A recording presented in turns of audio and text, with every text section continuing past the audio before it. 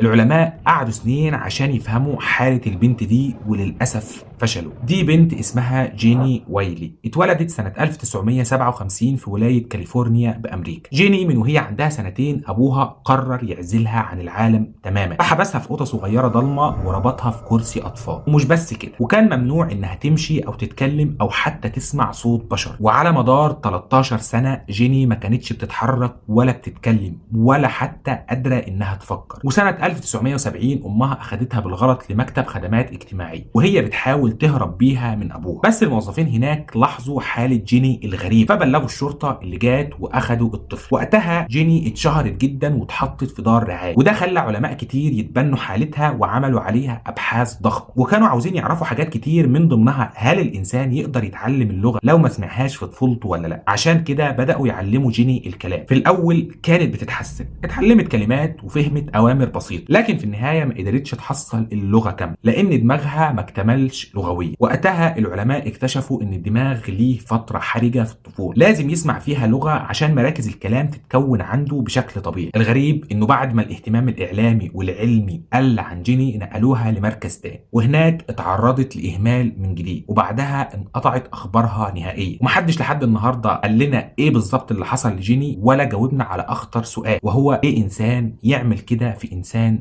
زي، فضلا عن إنه يكون ابنه.